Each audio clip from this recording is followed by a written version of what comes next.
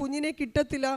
ഒരു അമ്മയ്ക്ക് ഒരിക്കലും സഹിക്കാൻ പറ്റാത്തൊരു കാര്യമാണ് സ്വന്തം കുഞ്ഞിനെ കിട്ടില്ല എന്ന് ആര് പറഞ്ഞാലും ശരി തന്നെ, ഒരു ഡോക്ടറായാലും ശരി, മറ്റുള്ളവർ പറഞ്ഞാലും നമ്മൾ ഇത്രയും വളർത്തി പളുങ്കുപോലെ ഇത്രയും വലുതാക്കി കൊണ്ടുവന്നിട്ട് നമ്മുടെ മുന്നിൽ നമ്മുടെ കുഞ്ഞിനെ കിട്ടില്ല എന്ന് പറയുമ്പം ഒരിക്കലും ഒരു അമ്മയ്ക്ക് സഹിക്കാൻ പറ്റാവുന്നതിന് അപ്പുറമായിരുന്നു.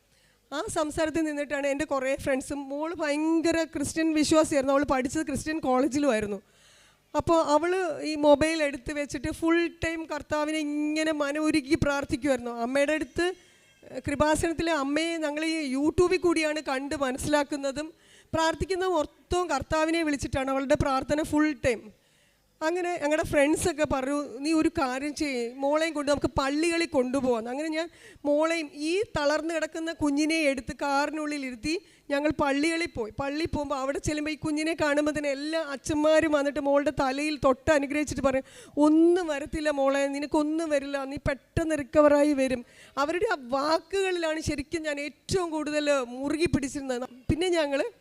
പിന്നെ കിട്ടുന്ന സമയം മൊത്തം ഞങ്ങൾ പള്ളിയിൽ പോയി അവിടെ ചെന്നിരുന്ന് പ്രാർത്ഥിക്കാൻ അറിയില്ല, എന്നാലും നമ്മുടെ രീതിയിൽ ഞങ്ങൾ പ്രാർത്ഥിക്കും, എൻ്റെ കുഞ്ഞിനെ തിരിച്ചു തരണം എന്ന്.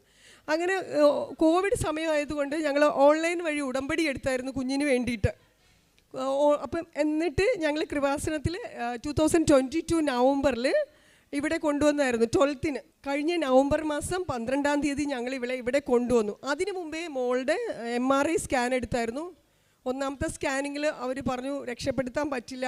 രണ്ടാമത്തെ സ്കാനിങ്ങിലും അതേ സ്റ്റേജ് തന്നെയായിരുന്നു. മൂന്നാമത്തെ സ്കാനിങ്ങിന് പോയപ്പോൾ അവർ പറഞ്ഞു തല ഫുള്ള് സ്പ്രെഡായി, ഇനി നിങ്ങളിതിനെ പ്രതീക്ഷിക്കരുതെന്നാണ് എന്നോട് പറഞ്ഞത്. അപ്പോൾ എന്തെങ്കിലുമൊക്കെ ആഗ്രഹങ്ങൾ കുഞ്ഞിന് ഉണ്ടെങ്കിൽ സാധിച്ചു കൊടുത്തേക്കണം. അപ്പോൾ ഒരു രാത്രി ഒരു 2:30 മണിയാകുമ്പോൾ എനിക്ക് ഉറക്കമില്ല.